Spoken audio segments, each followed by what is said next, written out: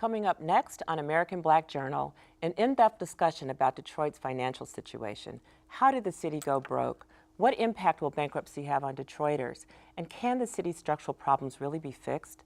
These are some of the questions for our guest today as we spend the next half hour talking about Detroit's past, present, and future. You don't want to miss this important conversation. Stay tuned. Eric wants to know. What does DTE Energy do to make Michigan a better place? Rodney can tell you. We do a lot, like youth education and employment programs. We fund over 500 jobs for youth all across the state. Many are neighborhood improvement projects just like this. It's incredible. Wow, that is fantastic. So this is like a paint by number, this whole thing, right? Communities are such great places, aren't they? They sure are. I love the siding. Measure once, cut twice, right? DTE Energy. Know your own power. When I grow up, I want to be an architectural engineer. Registered nurse. In the law enforcement. a computer scientist. A successful person. Give Michigan's children the chance to aim high with quality early education.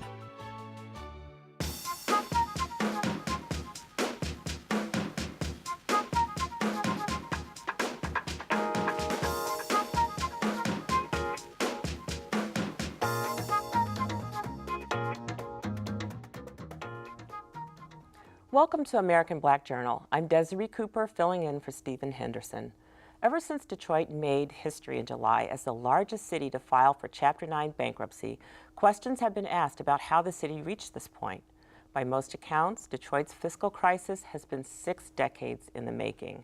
I'm pleased to have 2 guests here today to discuss what led to Detroit's financial challenges and how the city can get on the road to recovery.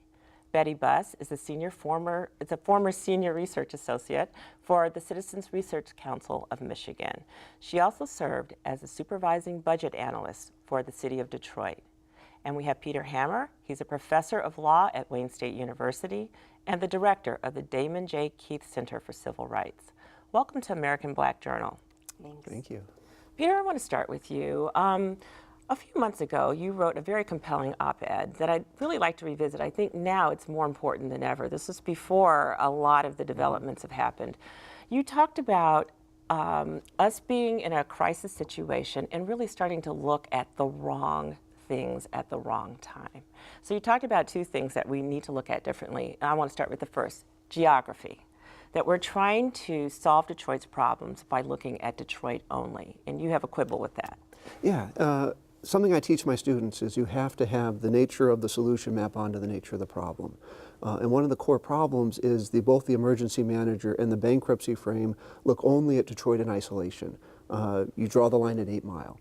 When the nature of the problem, the nature of the market, and the nature of the economy is regional. So you can't have a problem or a solution for Detroit without looking at it in a regional context and looking at regional solutions at the same time. Well, is that really true, Betty? I mean, Detroit is in the mess it's in, so why is it a regional problem for other people to try to fix this mess? Well, I think when we say the word Detroit, there's multiple meanings when we say Detroit. We can talk about Detroit metropolitan area, we can talk about the Detroit economy, which absolutely crosses political boundaries. We can talk about the people in the city of Detroit, we can talk about 139 square miles, or we can talk about the Detroit city government. And that piece of Detroit, that definition of Detroit that's in bankruptcy is the Detroit city government. And it's there for a lot of reasons, not the least of which is the erosion of the economy in the city. Even though the economy in parts of the suburbs is doing okay, when you look at what's happened in the city in terms of population, in terms of the number of business establishments, in terms of the changes in its manufacturing base, all those things have eroded the ability of city government to provide services and to keep promises made to people who've loaned the city money, to people who are retirees. So when we talk about Detroit, we have to make sure that folks know how we're defining Detroit. Right, so legally we are defining it as Detroit proper because we have an emergency financial manager, we have a bankruptcy we're talking case, about the city of Detroit and there's nothing else we can do about it. But No, Peter, I would challenge that a bit. The political boundaries are, as the emergency manager law reminds us, given to us by the state. And they're not given a priori. So it's a false frame. Lawyers always sought to challenge the frame. And I would say that's a false frame to say it's only the city's problems, or it has to be viewed only as the city problems. Like they say, think out of the box, and other people say there is no box. Yeah, right. Part of that. So we have to start back But the that notion way. is, going back to even Milliken v. Bradley, which was the busing case and prohibited inter-district busing, had this false reification of the political boundaries. And we have to see beyond that. Buses should go beyond 8 Mile. Regional transportation should go beyond 8 Mile. Other areas have regional revenue sharing. So all of these things should be on the table, and if we take the problem only as historically received, there almost is no solution to it. So if we're not willing to think outside the box, we're not going to have any realistic chance of getting a solution. Well, and we have started to look at issues on a regional basis. I mean, we have a 3-county regional tax to support the zoo, to support the DIA. We have regional cooperation on Cobo Hall. So we have started to move in that direction. And we now, do I see, agree with you, particularly on the transportation issue. And I think if we had regional transportation that funneled workers to the central city, to downtown, to our financial services industry, I think that Detroit and the region would have developed differently over many years. it's so funny you're talking about it that way, because we always talk about transportation in terms of being able to get the people in the city of Detroit out to the suburbs to jobs, and you're talking But that's about relatively recent. I mean, if you look historically, the jobs were in the city. It has been in the last couple of decades that we've seen more Detroiters working outside of the city than actually work in the city. So now we needed to get people to jobs outside of the city. What I'm saying is the region would have developed differently over many years, had we had a system that funneled people into Detroit where the jobs were historically. So let me ask this question. Are we now sort of about to compound our problems because of the legal framework with which we are now grappling with this question? Peter, you were talking also about it's also a moment in time that's kind of a mistake, that we're looking at this as an isolated crisis right now, and that's preventing us from really doing solutions that might have a longer-term effect. Yeah, the key is, and it's not that balancing the budget isn't important, but balancing a budget is not the only possible frame to look at it. And if you look at trying to measure short-term revenues and short-term expenses, when you have revenues falling, the only way you balance the budget is to cut your expenses faster than your revenues fall. And that's draconian. That doesn't let you invest in human capital. That doesn't let you make the investment in infrastructure. That doesn't let you define why we have a downward spiral in the first place.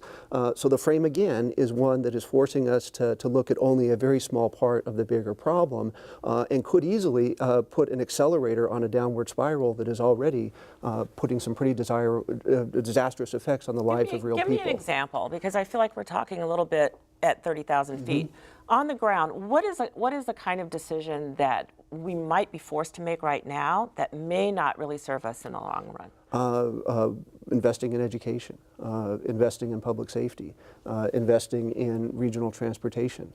Anything that has an I-word investment is associated with an expenditure, when the dominant motif is saying, how do I balance the budget and how do I cut revenues, or how do I cut expenditures? Those things are largely off the table. Well, Betty, you've been looking at the balance sheet a long time for this city. What do you think about that? Well, the problem, you're absolutely right. A major part of our problem is a decline in city revenues, not just from the city's 4 taxes, well, 3 of the 4 taxes.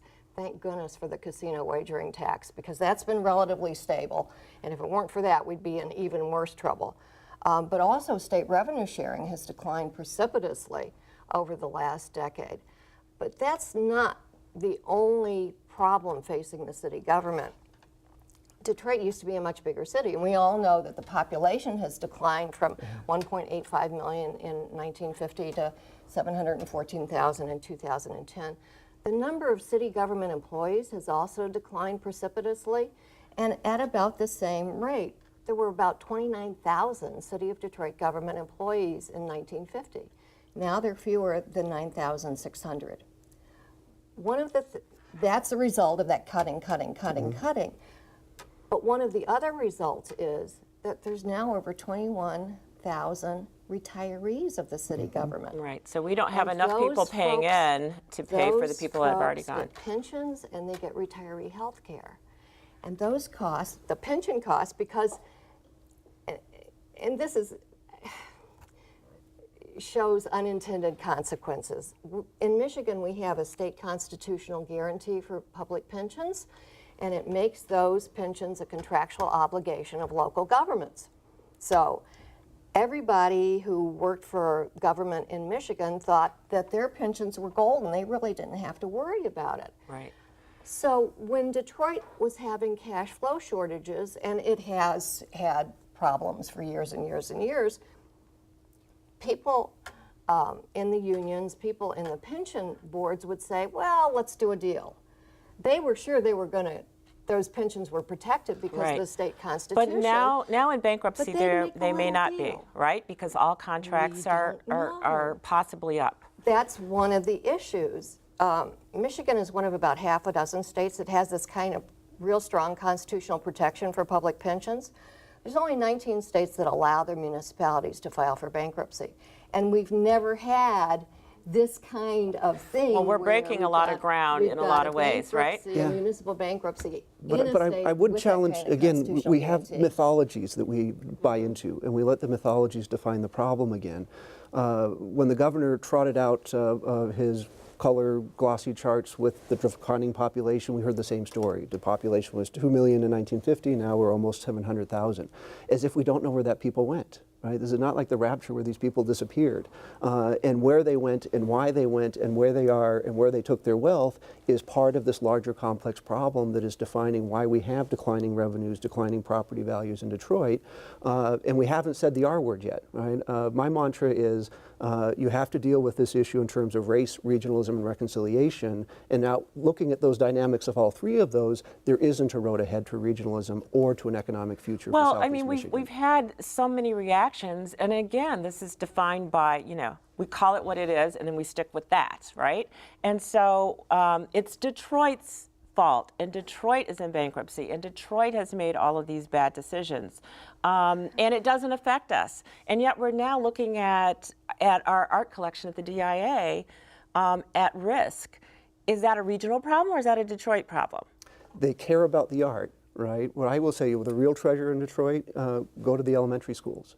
Right? And why isn't there the same protest about disinvesting in that treasure?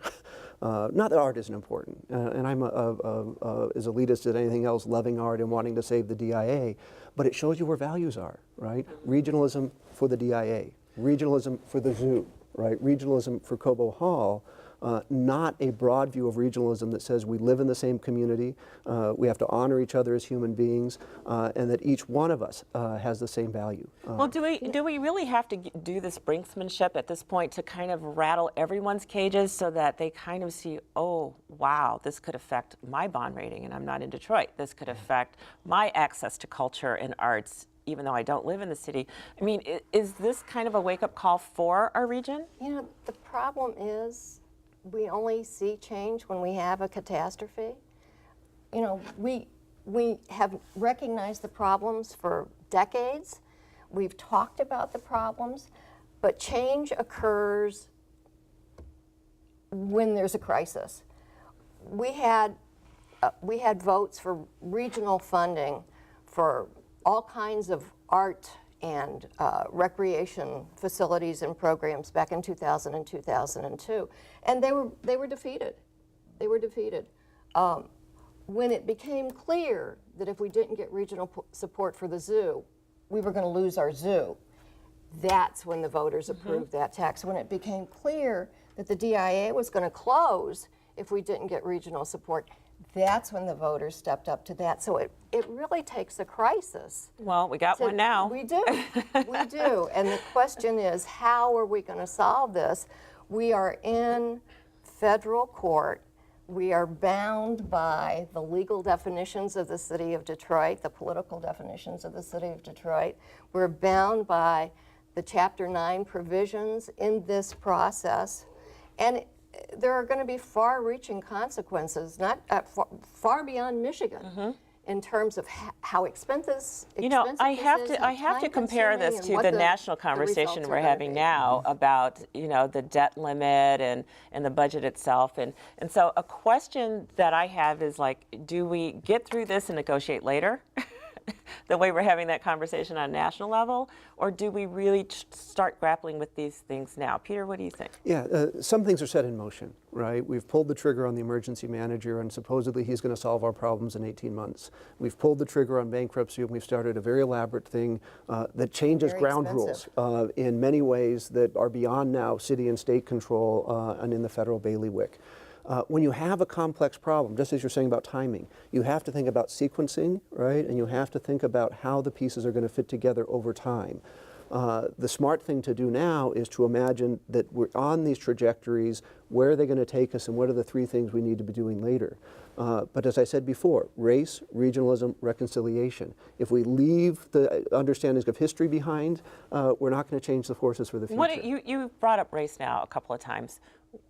We're talking about money here. Yeah. We're not talking about skin color. I Yeah. mean, tell me how that even fits. Do a map, right? And you will find that Detroit is not only the most racially segregated metropolitan area in the country, or one of them, we're also the most economically segregated areas in the country, which means now it's more important where you're born, what zip code you're in, what opportunities you have. They are building a wall around the city, an invisible wall that's designed to keep people in. And if we're not willing to confront how we got to where we're at, what are the paths that are leading us forward, how we create equal opportunity for all, there is no future for the region. Because what you said before is ultimately it's going to bring down the bond rating of everybody. And that may be the only color that matters, sort of the green. And when Oakland County's bond rating is going to be affected, Macomb County's bond rating is going to be affected, then they're going to start thinking about how we all raise ourselves up.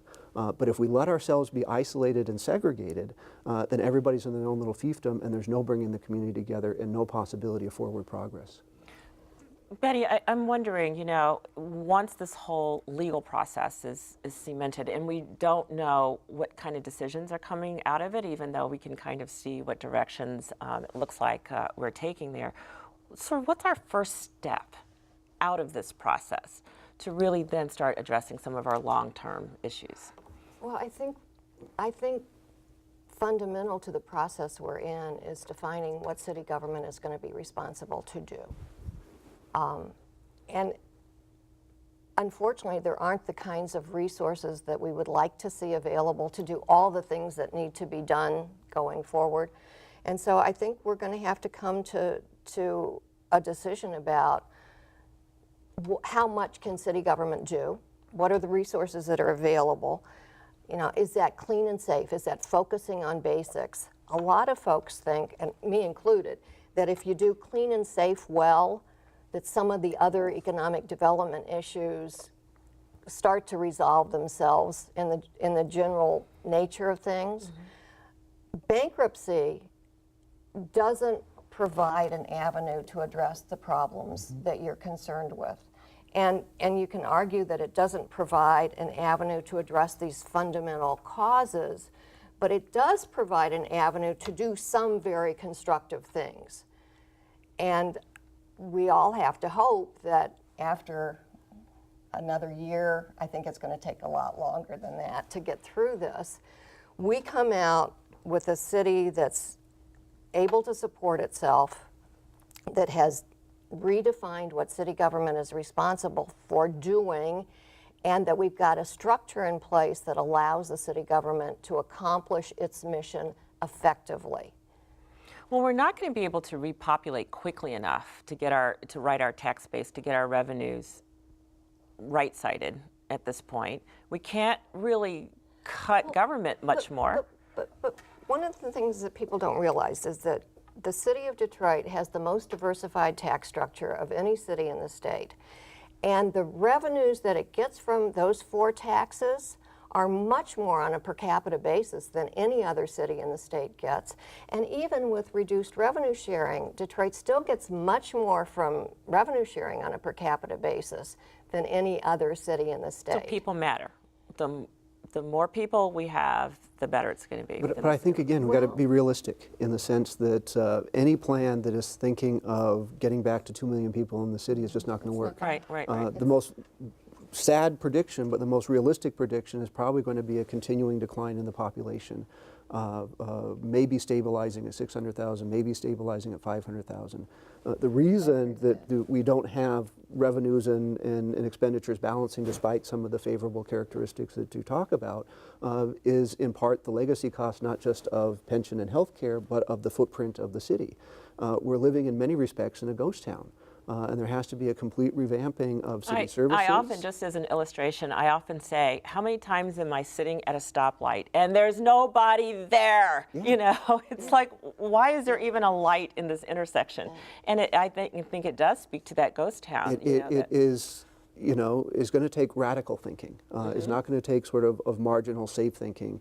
And bankruptcy is not all bad, unless you're dealing with some of the long-term debt. There's going to be casualties, right? And wise policymakers say, what are the casualties? How do you address that? The pensioners are probably going to take a very huge hit, but as a society, as a state, as a federal government, we don't have to accept that as the only plausible outcome, even if that's the predictable outcome of bankruptcy. All right, well, I'm pretty much looking at this as Debbie Downer. You know, it just feels overwhelming. I mean, if this was my family conversation around a table right now, I'd be saying, you know, let's just put our belongings in the car and just, you know, leave it all behind. I mean, it's overwhelming. You, however, are offering us a way to really kind of break down some of these confines that we have built for ourselves. If we built them, we can take them apart. Absolutely. And so I guess what I'm trying to figure out is, how do we have people start running toward Detroit? And I mean individuals, I mean investors, I mean people looking like, this is ours and we're all going to be in this together. What do we have to do to change that mindset? Yeah.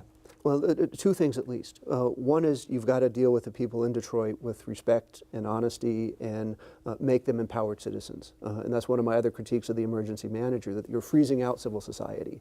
And in many respects, when he's done, there isn't going to be the robust civic institutions that are going to be necessary to govern and lead the city forward. The best learning from international I need to stop you on that, because right. I have to have concrete stuff. Absolutely. That's how I think and learn. So you're talking about the erosion of civil engagement. Yeah. Because people feel defeated, because it doesn't feel like things don't matter anyway. Because the mayor you elected has no power, because the city council members you elected have no authority. Your community school is closed. Your so community school is closed. The community board to run the school district is in exile. You have very good reasons not to care about voting, right? The civil rights struggle was all about giving people a right to vote, right? Empowering them. You need engagement, right? As I was saying before, you need political engagement and economic engagement. You need political empowerment, economic empowerment, and much can be done from the grassroots, right? So the strategy I would say in Detroit is think about all the different avenues you can create opportunities for people politically and economically, for the people that live here to make meaning in their own lives. When you're thinking regionally, you're going to have to address the history of race and racism, and that requires us looking at each other as human beings and looking at our interconnectivity, and that's going to be almost a generation-long process. But it's those bridges that need to be built as well to be connecting Detroit and the region in a healthier way. And Betty, is talking about money the way to get us to those kinds of conversations, do you think? It's not going to get us to those conversations, but we've got to get through this current financial crisis. And I agree that taking power away from the people is not a good thing, and that it should be avoided at all costs. But we've got to get this financial mess straightened out, and we've got to get the city government in a position where the revenues can support the services that people need.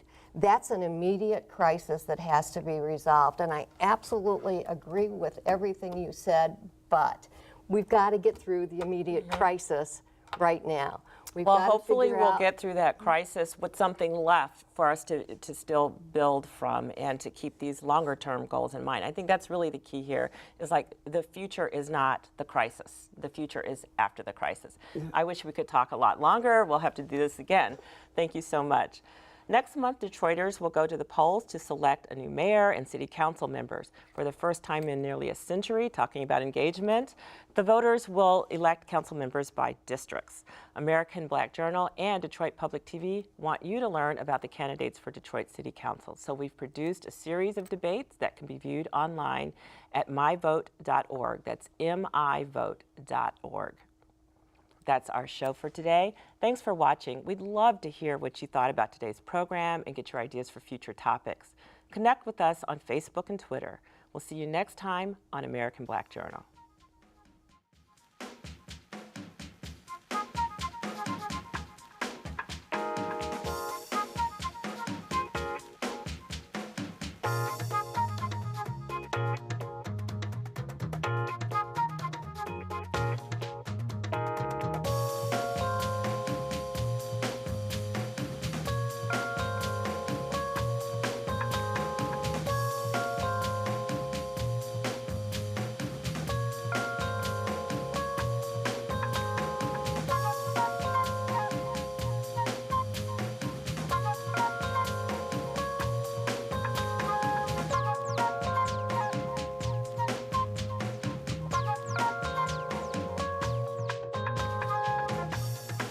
Eric wants to know. What does DTE Energy do to make Michigan a better place? Rodney can tell you. We do a lot, like youth education and employment programs. We fund over 500 jobs for youth all across the state. Many are neighborhood improvement projects just like this. It's incredible. Wow, that is fantastic. So this is like a paint by number, this whole thing, right? Communities are such great places, aren't they? They sure are. I love the siding. Measure once, cut twice, right? DTE Energy. Know your own power. When I grow up, I want to be an architectural engineer. Registered nurse. The law enforcement. a computer scientist. A successful person. Give Michigan's children the chance to aim high with quality early education.